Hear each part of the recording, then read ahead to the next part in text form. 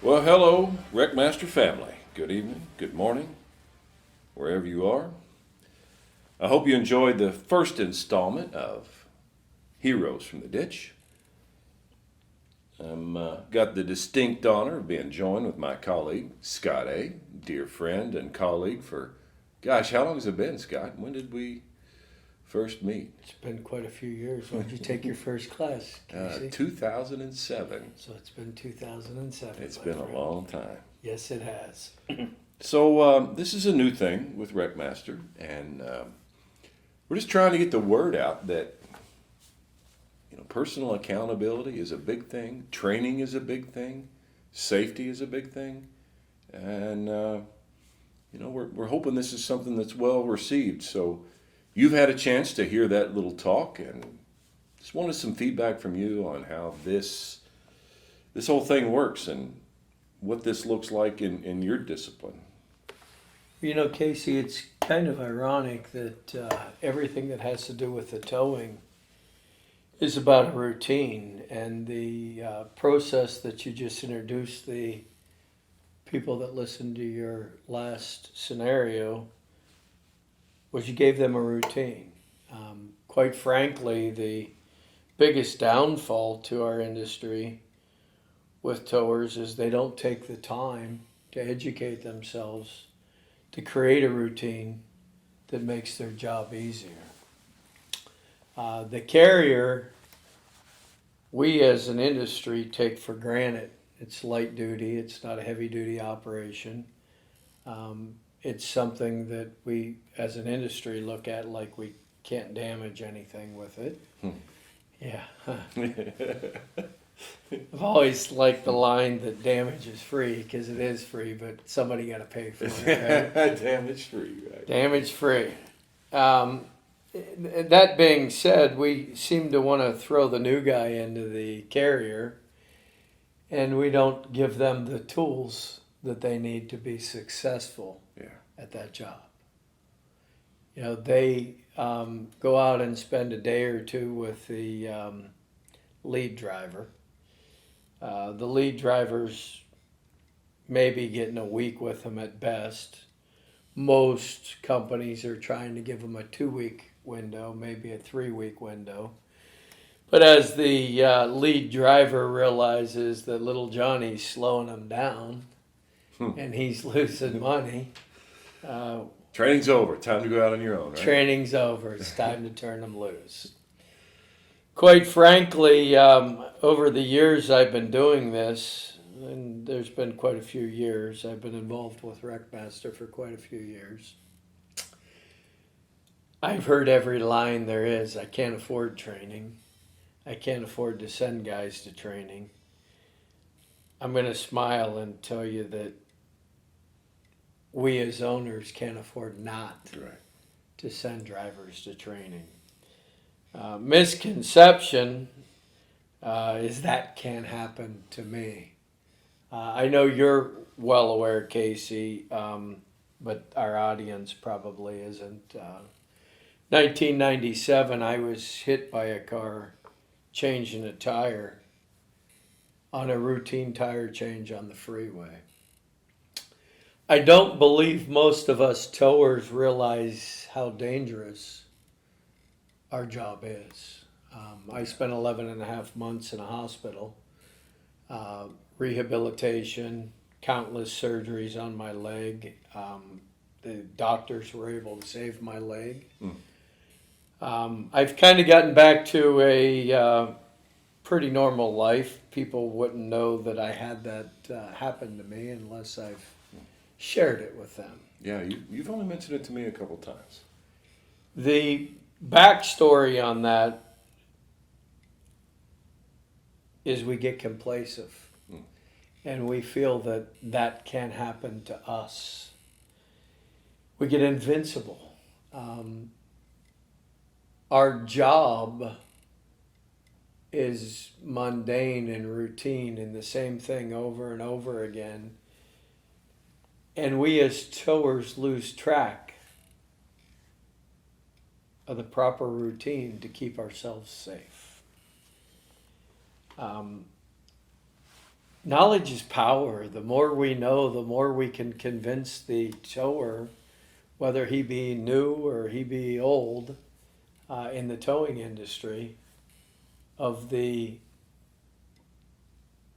available resources to them to make our job safer, faster, and more efficient is priceless. It saddens me that we do not get the amount of participation when it comes to training. You know, the towers are taking the attitude that they don't need training. That's a waste of money. I know you've heard that. Yeah. Over and over.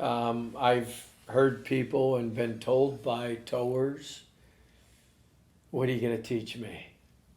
Can't teach an old dog new tricks. Come on. When I started towing, it was a different game.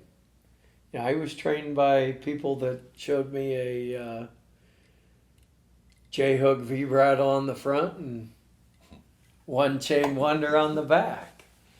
You know, some of the downfalls that I've had but I've been very comfortable with that method. Until you have something go south on you. Well, let me take you back to like the months or days before your incident, your injury. If somebody in a white shirt and black tie had come up to you and said, I've got a set of steps that I would encourage you to follow to keep yourself safe on the roadside. I've got a procedure that I'd like to recommend you follow. Never even mentioned the word discipline. But if somebody gave you a list of steps, what would have been your reaction back then? I mean, knowing what you know now, I think we could agree that some simple strategies towards keeping yourself safe is a good thing. But how do you get in that mindset where you're willing to accept that maybe there is a better way to do what I'm currently doing? Well, the easiest way for that is to show someone. That being said, going back to that day, prior to my incident, I probably would have laughed at him. Like, Mr. Burrows, what are you going to teach me? I know everything there is to know about the towing world. As I look back on my career in the towing world, you can always teach an old dog a new trick. And quite frankly, everything in the towing and recovery world has changed. My accident probably changed my complete demeanor on the towing and recovery world. I can tell you that it definitely showed me what was important and what wasn't. You know, I lived and breathed the towing and recovery, giving up on a lot of things in life and overlooking a lot of life for the towing and recovery.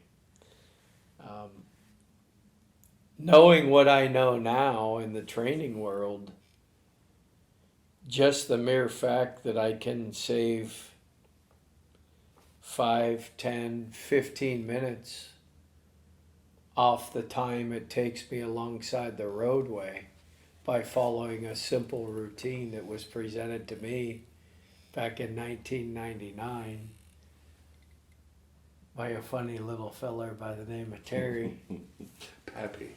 Who became my pappy real fast. Right. Was priceless. Yeah. I don't think that owners are looking at the time that can be cut off of a tow, a lift and tow, or even for that matter, a load and securement on the carrier deck, and the efficiency that can be put into their guys. Number one. Number two, I think the biggest thing that the owners are missing, and we as tow operators are missing, is the confidence and the building up of the driver as to what we're doing, why we're doing, and what makes it better than the way you were doing it. Yeah, I can just to jump in there on the word confident.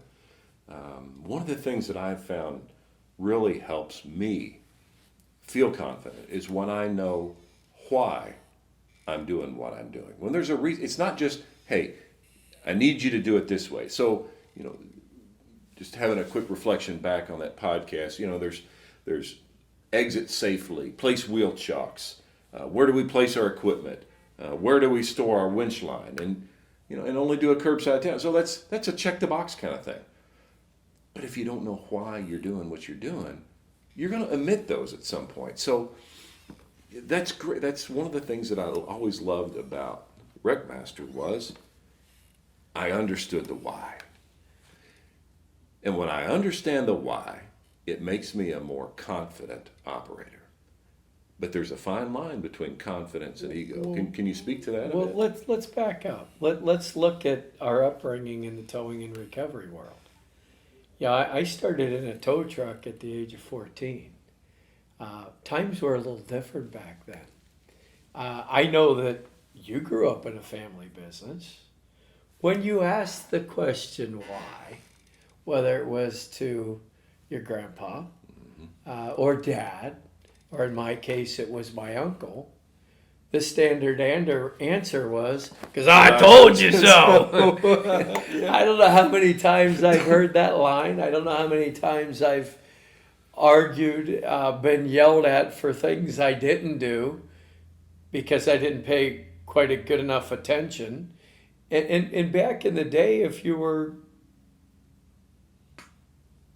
lucky enough to pay attention and watch, you could learn why it worked. What WreckMaster brought to the table for me was why. Yeah.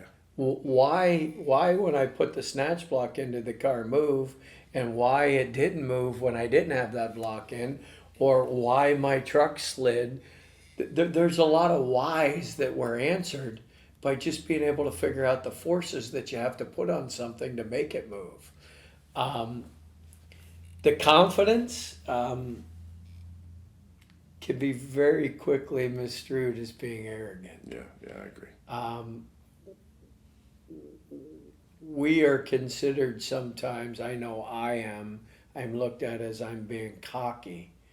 And I don't look at it as that. I look at it as being confident. I know because in my head or on my calculator, whatever method I decided to go down to come up with what kind of force it was going to take to make something move, I know what it's going to take. Right.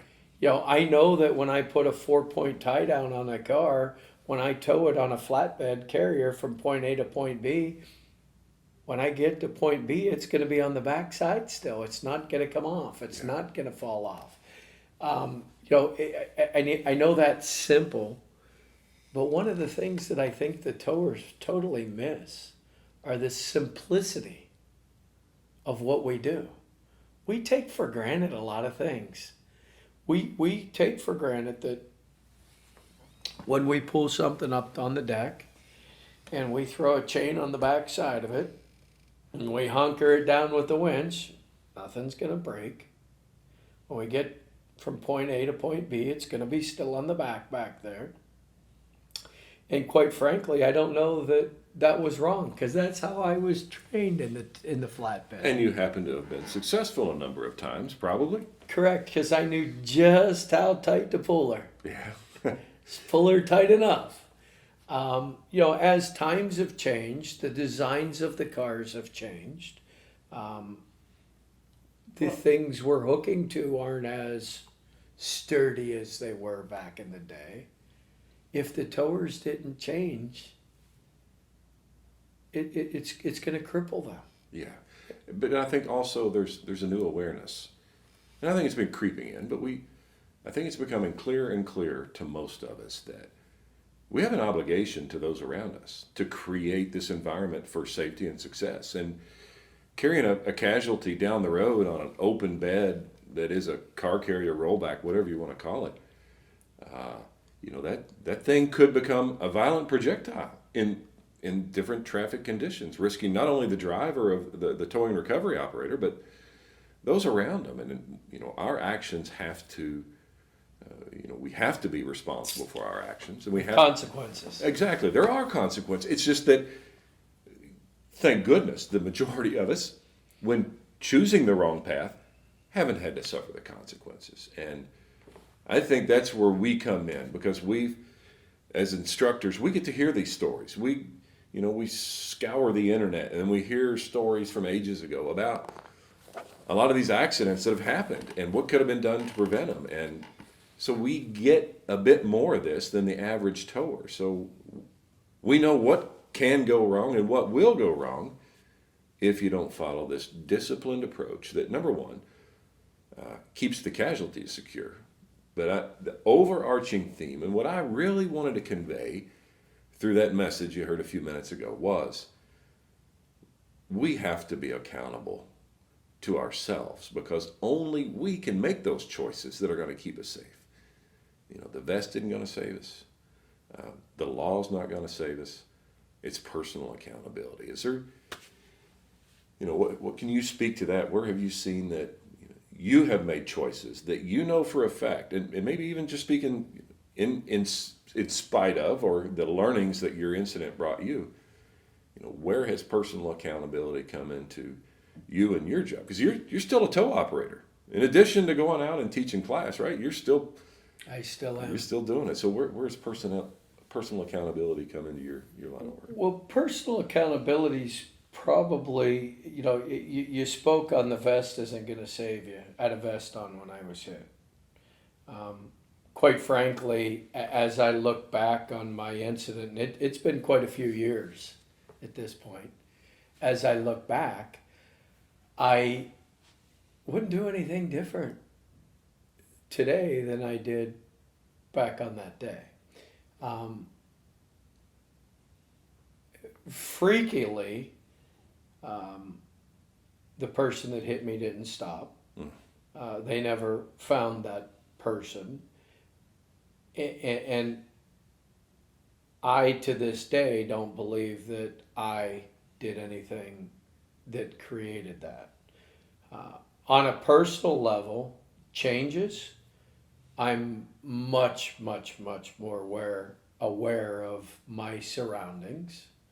I check, I double check, and I recheck before I exit my truck. Yeah. Especially on the freeway. I'm not gonna spend any more time in that, for a lack of a better term, kill zone alongside the roadway than I absolutely positively have to. I'm going to get the vehicle and I'm going to take it from the roadway to a safe environment to be able to continue to tie it down properly. So you're okay with that? I am okay with that. When I heard that, I think we all are. When I heard that, Casey, I kind of chuckled. And a funny story about myself. I grew up with God and gravity holding cars on my auto loader back in the day when I was much younger. How times have changed through education. I'm a firm believer in the education of what we do. I'm not that guy that is going to smile at you and tell you I've never had a damage claim. Because if it could be bent, broke, or tore to shreds, I've written a check for it. Whether I did it or one of the children that work for me do it. Those are things that we don't think about. We like to believe that we give towers that work for us the tools that they need to perform the job, the task that we give them to do. real enlightening thing for myself. It's kind of a funny story, but not really. Years ago, I got sick of the wiring harnesses on my flatbeds going out. So I ordered 3 new flatbeds, and I decided that I was going to put stationary headache racks for my light pylons versus the one that moves with the bed, so I could eliminate that cord moving back and forth and being expensive every time it breaks. And I'm coming in from out of town working a class. It's about 3 in the morning, and I'm driving in, and I happen to come up upon one of my trucks alongside of the road with that stationary light bar, and he had a van that he was loading on, and you couldn't even see the light bar. Right. Yeah. Some of the things we do that we think we're helping ourselves end up harming what we do and putting ourselves into a different position. I know, funnily, I smiled at you the other day when we were having a conversation, and I said, where'd you come up with your discipline on the flatbed? And you chuckled and said, you taught it to me when you were a student. right. There's simple little things that we don't think about. The confidence level. Sure, I'm going to puff my chest out when I know that it's going to take 3,000 pounds to move that car, or 2,000 pounds, and my wire rope's rated at 3,335 pounds or 350 pounds. Yeah, I'm going to puff my chest out, and the confidence level's going to be up. What we don't think about as the owners, as the people in charge, is we're doing 200-300 lift and tows, Right. load and securements to every one recovery.